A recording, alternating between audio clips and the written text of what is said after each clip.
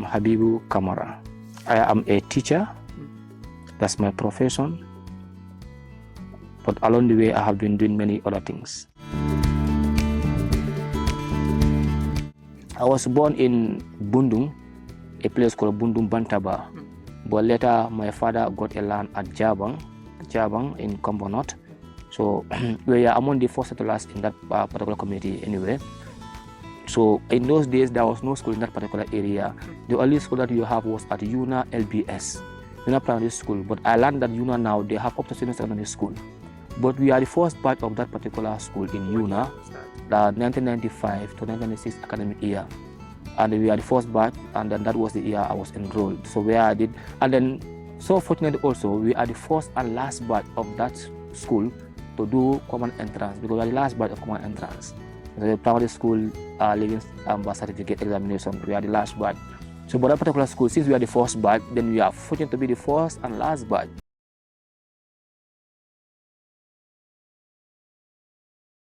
From there, my father, when I set to common entrance, before the results were out, we moved to Lamen.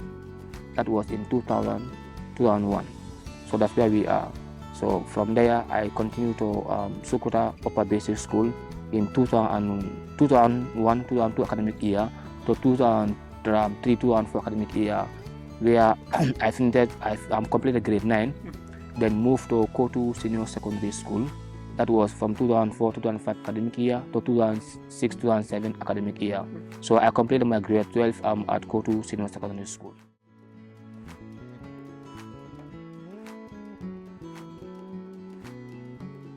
Somebody who just completed school, but you don't have somebody who will advise you what your next step is. This has been a challenge for many individuals, whereby you lack that career counseling, that career guide. That was my problem, because after completing, in fact, I could not even decide what to do. So you were just a street boy. I was just a street boy, playing, going to the field, have done many things, I mean, yeah. So that was a story anyway. Yeah. So, but what was interesting about me was that when my father died earlier, when I was in grade 11 in 2006. So, and then I have an elder brother who is not here. But one can say I'm the eldest in the family. In those days, in fact, they even call me soldier. The reason why they call me soldier, because like I like those rough attitudes, Yeah, being rough elsewhere, anywhere you are, you will see me rough. So that's why they even call me soldier. In Lamen right now, if you go there, if you ask me about Habibou, the elderly you will see, but for the youths like me, you struggle. They call me soldier. See, so in football also they used to call me Pascal Fenduno, because there used to be a player in Guinea-Conakry called Fenduno. He was a very good player by then. Some others called me Pascal. Okay, so that was in those days. Dealing with such life, it was going smooth. Playing here, though this criminal act like stealing and stuff like that was not our attitude. Our main problem was being at the football field, create crimes, smoking ganja. You know how it goes. But other than that, like the other things like going to the club, stealing was not our attitude. But whoever you tell them about us, you tell that these people, football, crime bondo mila problem. Yama crime dawada soldier wall. Okay, and stuff like that. But when I later realized that that was not a part, when I started venture into teaching, my close friend, he was called Ibrahim. He is also called Bushman. So he's a Bushman and soldier man. Wherever you see him, so he was my closest friend. Though it was form of a gang, but that boy was my closest friend. Yeah, so for him also, alhamdulillah, when I started going into teaching, he also started to look for jobs. So he was a security in these foreign exchange bureaus. So that was how we all changed away. But even though newly when we changed our path from being that kind of life, we got together at night, we brew green tea and have those things. But that was the beginning of how we try to separate until now.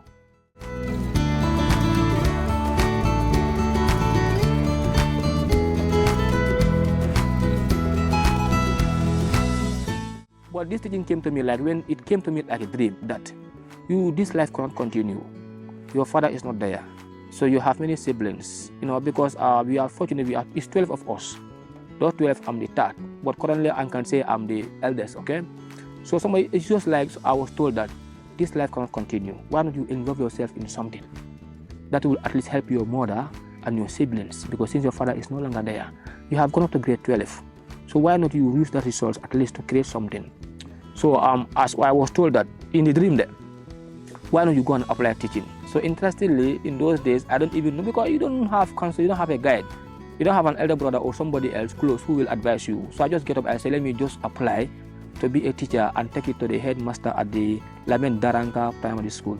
Okay, so when I get to the principal, he saw my letter, he laughed. He said, my brother, anyway, thank you very much for the courage, but this is not procedure. So the man told me, what do I need, the teaching certificate and stuff like that, for me to apply through the regional office.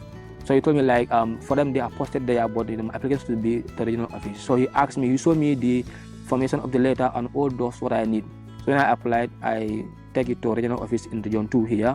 So the director then posted me to Ndemba. That's how the teaching came to me. So this means like teaching, for me, it was passion to me. It was not like I was forced to be into teaching. So it came to me like a dream. That's why since those days up to now, I'm still into the field, because like I was not in the field by accident. I was not forced. So that's why, the area has been my area since then. When my father told me that, you, if I'm alive, be educated to the highest level. Before his demise, he has been telling me that. And then he, in fact, sold a part of a land just to sponsor my education when I was going to grade 10. So I told myself, anyway, people have been seeing my results, because when I went to region 2 to apply for an untrained teacher, the man, regional office, I don't know, Mr. Swa, he said, you have an issue, but you are somebody who is good. He said, because even these core areas, chemistry, physics, and biology, you have passed in them. Those are difficult areas. But he also said, likewise, also in easy areas like geography, you have passed there. He said, but for you, you must have an issue. Otherwise, your results will be better than this. So this means like I was not that much dull, though not that much sharp, but not that much also dull. Hadn't it was not one or two things, my result would have been better than that in grade 12. But we also believe that as Muslims, whatever is destined for you, you must face it.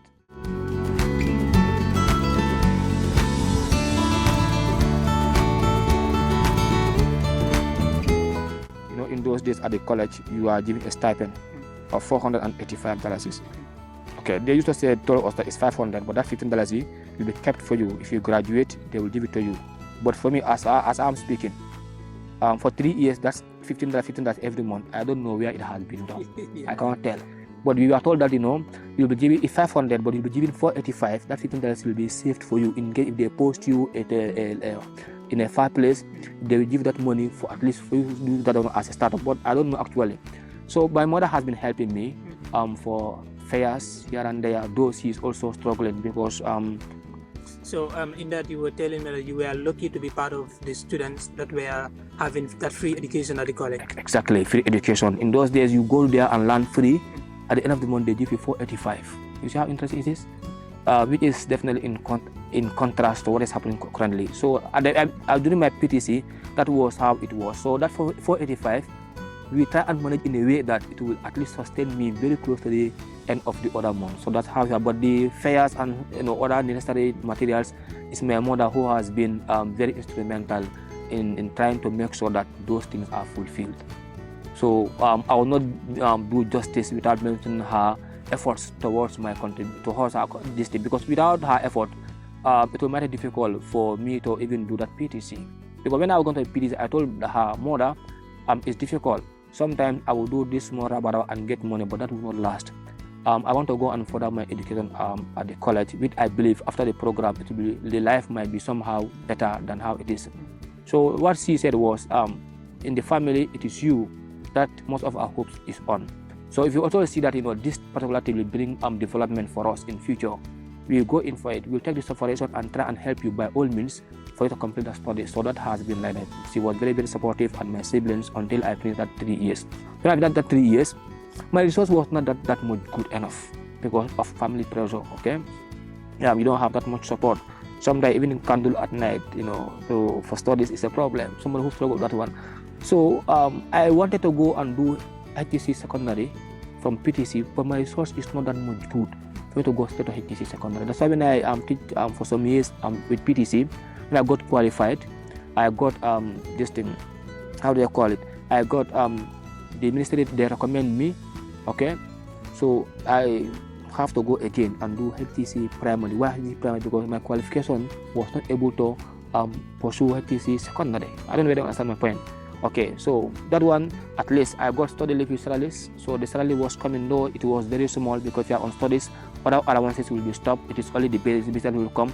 I to support my family and then my fare here and there, and did second RTC primary. But during those days, my aim has been to go to the highest level.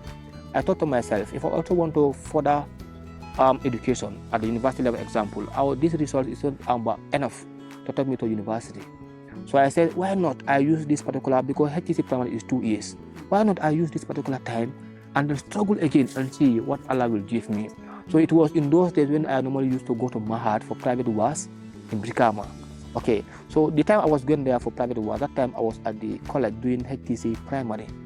But I was there to at least better my results in case for me to be able to go high. So Alhamdulillah, I was doing 5 subjects there, mathematics, because somebody who graduated in 2007, you are now doing private work in 2020. That's a long way, right?